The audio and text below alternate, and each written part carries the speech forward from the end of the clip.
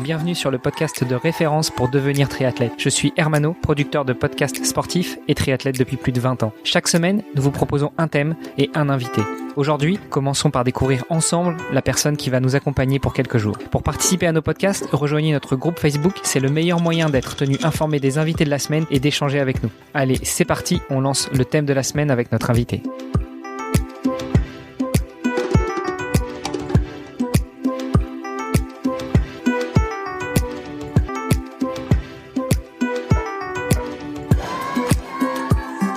Salut les sportifs, c'est Hermano et vous êtes dans le podcast Devenir triathlète par Ohana. À mes côtés pour m'accompagner dans l'enregistrement de cet épisode, eh bien j'ai Olivier de Scooter. Salut Olivier. Salut Hermano. Comment vas-tu Olivier ? Écoute, je vais très bien, ravi d'entamer une nouvelle semaine avec un super invité. Et surtout que en plus c'est une semaine un peu spéciale parce que on enregistre l'un à côté de l'autre aujourd'hui alors que d'habitude on est plutôt à distance. Exactement. Ce qui finalement est plutôt plus surprenant parce que c'est encore plus compliqué en termes de technique et de logistique au niveau des micros parce qu'il y a de l'écho, etc. Donc finalement à distance c'était pas si mal. Maintenant qu'on a fini l'intro sur la partie technique, on va peut-être quand même pouvoir accueillir notre invité, à savoir Monsieur Xavier Massard. Salut Xavier. Salut Hermano, salut Olivier. Comment vas-tu Xavier ? Mais je vais bien, je suis content d'être parmi vous, même si moi physiquement je ne suis pas avec vous, mais je suis content de rééchanger avec toi Hermano et puis d'échanger tout court sur ces thématiques. Donc content d'être là. Alors t'es dans quel coin là en ce moment Xavier ? Moi je suis en Haute-Savoie, j'habite pas loin de Genève et je travaille à Genève, donc oui, je suis pas vraiment au plat pays. On aura l'occasion d'en rediscuter justement parce que on a tradition sur ce podcast de donner pour le premier épisode de la semaine la parole à notre invité pour qu'il se présente, pour qu'il nous dise qui il est, ce qu'il fait dans la vie, ce qu'il fait dans le sport surtout. C'est quand même le sujet du jour. Mais effectivement, comme tu le dis, je suis moi aussi très content de reparler avec toi puisque j'ai eu l'occasion de t'interviewer pour mon podcast Dans les vestiaires et c'était une belle et longue interview qui d'ailleurs, je dois te l'avouer, pète tous les scores. Hein. Tu es le deuxième épisode le plus écouté de la vie du podcast. Eh ben c'est plutôt cool ça. Ouais.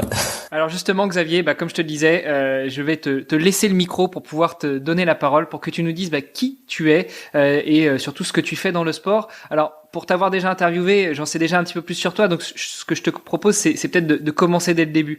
Comment as-tu découvert le sport et quels ont été tes premiers faits d'armes ? Ah, tu me prends par surprise. Commencer par le début, en général c'est dans l'autre sens qu'en fait tu commences par l'actuel et puis tu essayes de remonter le temps, puis du coup de but en blanc commencer dès le début.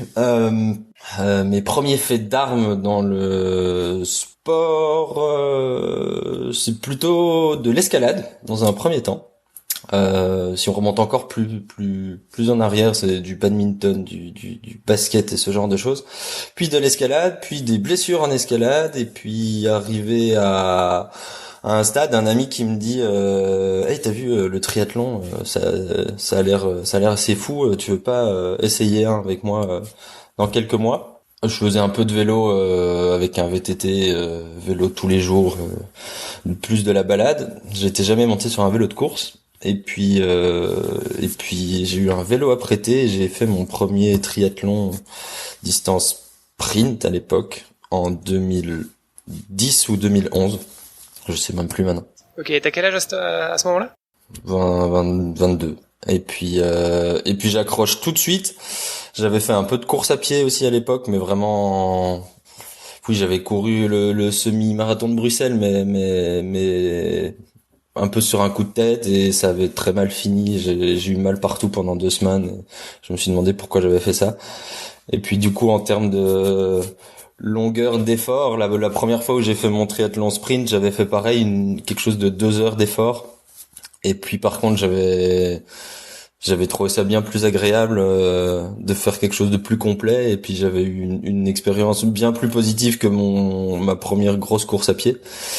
Et du coup, j'ai accroché. Donc ça, c'est un peu tes débuts dans le sport, où effectivement. Mes débuts dans le sport et dans le triathlon. Ouais. Et dans le triathlon, ce qui colle assez bien avec notre podcast, puisque le podcast s'appelle Devenir triathlète. Donc, on aime bien savoir un petit peu par quoi passent nos invités. Mais mon petit doigt me dit, et surtout la première interview qu'on a fait ensemble me dit que tu n'as pas véritablement fait carrière dans le triathlon. Tu t'es plutôt orienté vers un autre sport qui fait partie un petit peu du triathlon. Tout à fait. Donc 2010, 2011, début du triathlon avec un sprint, et puis le même été, je m'inscris à un deuxième triathlon sprint où je vais tout seul cette fois-ci. Donc vraiment l'ami qui m'a mis le défi d'en faire un.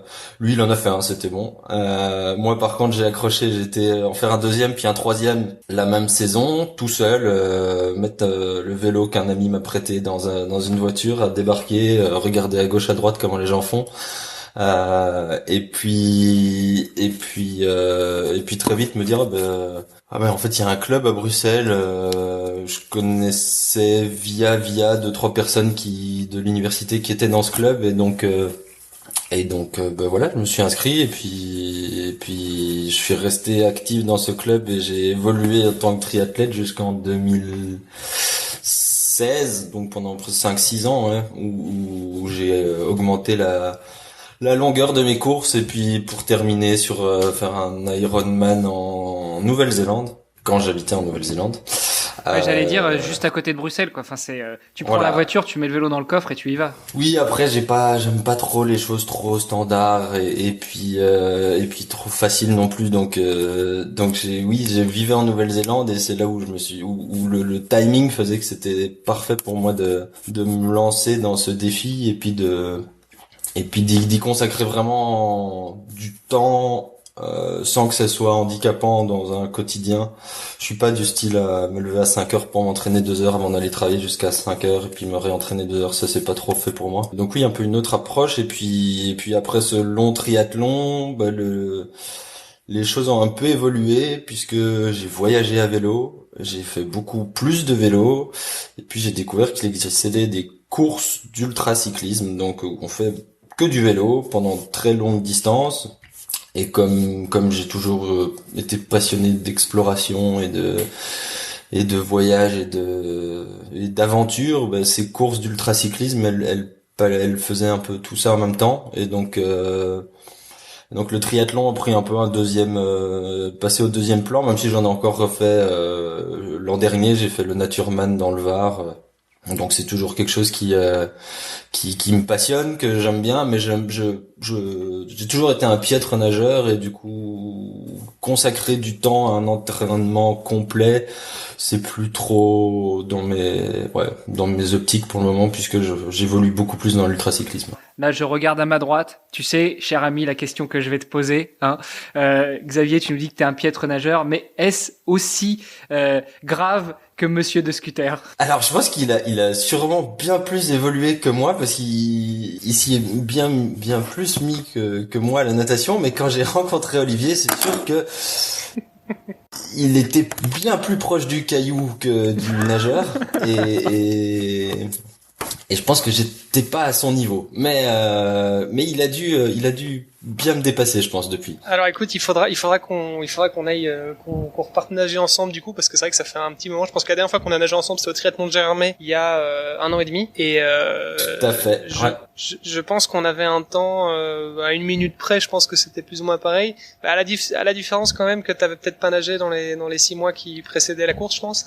Oui, mon entraînement de piscine quand je me décide à faire un triathlon se résume à aller nager une fois en piscine pour me dire que j'aime pas nager en piscine et puis aller nager en lac plusieurs fois pour me dire que en fait ça va, je sais nager et donc je verrai bien le jour de la course. Et puis le jour de la course en général à force de coup de coude et d'aller tout droit et d'écraser 2-3 triathlètes un peu moins, enfin, pas coup de coude, non, j'exagère, mais je suis plutôt du style à aller tout droit, pas me poser de questions et pas essayer de faire la plus belle performance en natation et puis j'arrive toujours à m'en sortir. Ouais, si je ne m'abuse, après tu rattrapes en vélo. Oui, en vélo ça va. Donc généralement c'est effectivement je me maintiens pas trop mal en natation, je rattrape beaucoup en vélo. Et puis en course à pied en général, vu que je suis un peu la même dynamique d'entraînement qu'en natation, ça finit un peu moins bien en général, mais j'aime quand même ça. Bon, en tout cas, ce qui est plutôt rassurant, c'est que aujourd'hui, cette semaine, on t'a invité pour parler plutôt de ta deuxième vie sportive, à savoir l'ultracyclisme, le cyclisme d'ultra-endurance. Et donc, on va laisser peut-être un peu de côté la partie triathlon et on va revenir sur ce qui te fait plus vibrer et là où tu t'éclates plus en termes de performance. Ce que je te propose, propose, c'est qu'on revienne justement là-dessus demain et que on en sache un petit peu plus sur toi et sur ton approche de l'entraînement et de la performance dans l'ultracyclisme. Top. Bah oui, avec plaisir. Super. Et à demain. Ça marche, à demain. À demain. Vous avez apprécié nos échanges? Alors n'hésitez pas à aller sur Apple Podcast, laisser un commentaire, passer faire un petit tour sur les différents réseaux sociaux, taguer notre invité dont on remet toutes les coordonnées dans les notes de cet épisode et n'hésitez pas à venir faire un petit tour sur notre groupe Facebook, c'est le meilleur moyen d'interagir avec nous et d'en savoir un petit peu plus sur les actualités multisports du moment. Je vous donne rendez-vous demain pour un nouvel épisode. Salut les sportifs!